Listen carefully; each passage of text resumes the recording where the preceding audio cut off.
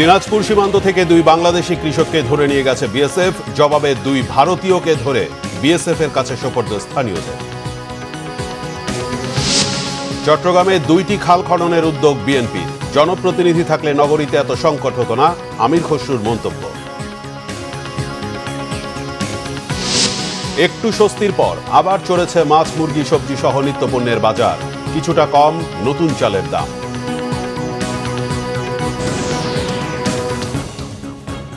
দেখছিলেন crown cement সংবাদ শিরোনাম।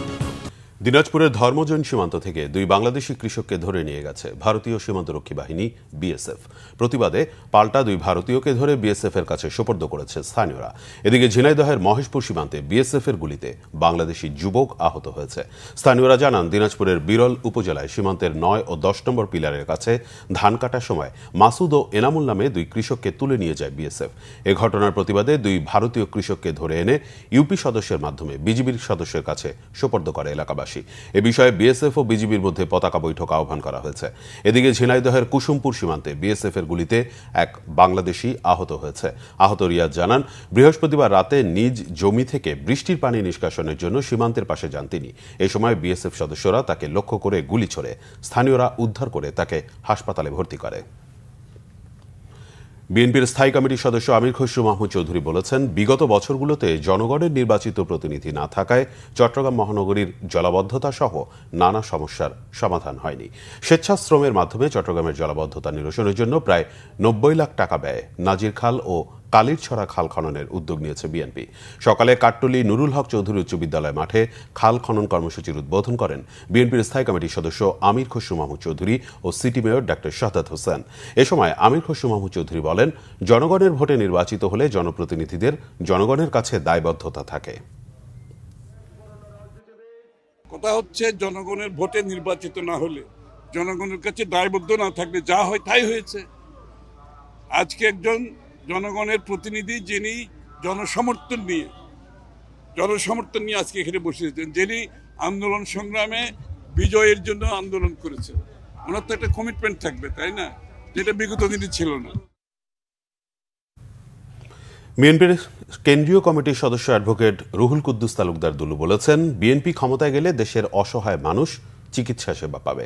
নাটোরের হযরতপুর বহুমুখী উচ্চ বিদ্যালয় অ্যান্ড কলেজ চত্বরে গামা স্মৃতি সংস্থা ও ডাক্তার নাসিরউদ্দিন তালুকদারের স্মরণে বিনামূল্যে স্বাস্থ্যসেবা প্রদানের উদ্বোধন শেষে তিনি এসব কথা বলেন। দুলু বলেন, বিএনপি ক্ষমতায় এলে অসহায় ও দুঃখী মানুষকে বিনামূল্যে চিকিৎসা সেবা দেওয়া হবে। জানান, তারেক রহমানের 31 দফার মধ্যে 26 নম্বর এজেন্ডায় স্বাস্থ্যসেবার কথা উল্লেখ আছে। বাজারে নতুন চাল আসায় দাম কিছুটা নিম্নমুখী হলেও পুরনো সব ধরনের চালই বিক্রি হচ্ছে চড়া দরে। বেড়েছে সবজি আর মুরগির দাম। নতুন মিনিকেট 70 থেকে 78 টাকা বিক্রি হলেও পুরনো মিনিকেট বিক্রি হচ্ছে 80 থেকে 88 টাকা কেজিতে। বাজার ভেদে 28 জাতের মোটা চাল বিক্রি হচ্ছে 55 থেকে 58 টাকায়। বাজারে সব ধরনের সবজির দাম বেড়েছে 5 থেকে 10 টাকা পর্যন্ত। টমেটো, আলুর মতো হাতে গোনা 2-1টি ছাড়া 50 টাকার নিচে মিলছে না অন্য কোনো সবজি। সজনে ডাঁটা সহ কিছু সবজির দাম ছাড়িয়েছে 100 টাকা।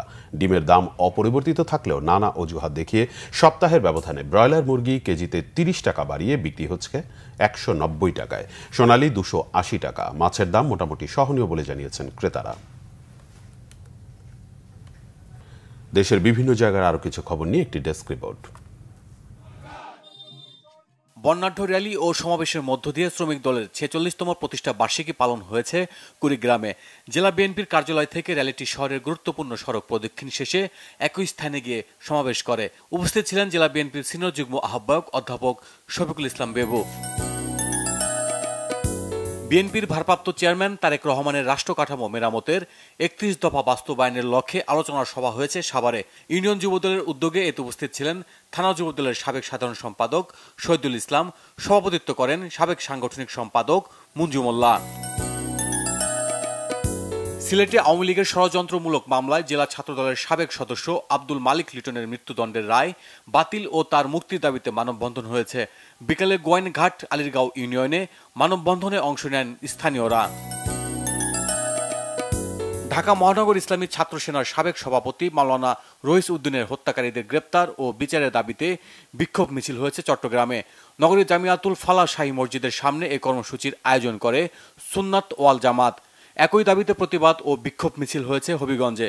মিছিল শেষে পথসভায় বক্তব্য রাখেন সংগঠনের সাবেক ভাইস চেয়ারম্যান মাহবুবুর রহমান আওয়াল। ড্রেন সংস্কারের দাবিতে মানববন্ধন হয়েছে বরিশালে। নগরীর মুসলিম গোরস্থান রোডে এতে বক্তব্য রাখেন স্থানীয় বিএনপি নেতা মীর জাহিদুর কবির জাহিদ সহ অন্যরা। দ্রুত সমস্যা সমাধানের দাবি জানান বক্তারা। ফ্রি মেডিকেল ক্যাম্প হয়েছে ঠাকুরগাঁওয়ে। সদর উপজেলার গুলোহল, ঢোলরহাট, বালিয়া, বেগুনবাড়িয়া ও সালামদরে এই কর্মসূচির আয়োজন করা হয়। সেবা গ্রহণ করেন অন্তত 12,000 মানুষ। সাতক্ষীরায় 300 কেজি বাগদা ও গলদা চিংড়ি জব্দ করেছে বিজেপি। এ সময় মানবদেহে ক্ষতিকর অপদ্রব্য পুষ্কৃত চিংড়ি মাছ বাজারজাত করার দায়ে 5 মৎস্য ব্যবসায়ীকে 49,000 টাকা জরিমানা করা হয়। 33 বিজিবি ব্যাটালিয়নের অধিনায়ক লেফটেন্যান্ট কর্নেল আশরাফুল হক স্বাক্ষরিত এক প্রেস বিজ্ঞপ্তিতে এই তথ্য জানানো হয়েছে। অধিক ফলনশীল ধানের ফসল কর্তন ও মাঠ দিবস পালন হয়েছে গোপালগঞ্জে। সদর উপজেলার গোবরাচর পাড়ায় এতে উপস্থিত ছিলেন আঞ্চলিক কার্যালয়ের মুখ্য বৈজ্ঞানিক কর্মকর্তা ডক্টর আমিনা খাতুন। টাঙ্গাইলের মাওলানা ভাসানী বিজ্ঞান ও প্রযুক্তি বিশ্ববিদ্যালয়ের 2024-25 শিক্ষাবর্ষে বি ইউনিটের ভর্তি পরীক্ষা হয়েছে। পরীক্ষা চলাকালীন কেন্দ্রগুলো পরিদর্শন করেন ভাইস চ্যান্সেলর অধ্যাপক ডক্টর মোহাম্মদ আনারুল আজিম আখুন্দ। হিন্দু সম্প্রদায়ের ধর্মীয় উৎসব এক নাম কীর্তন হয়েছে মুন্সিগঞ্জের শ্রীপুরে।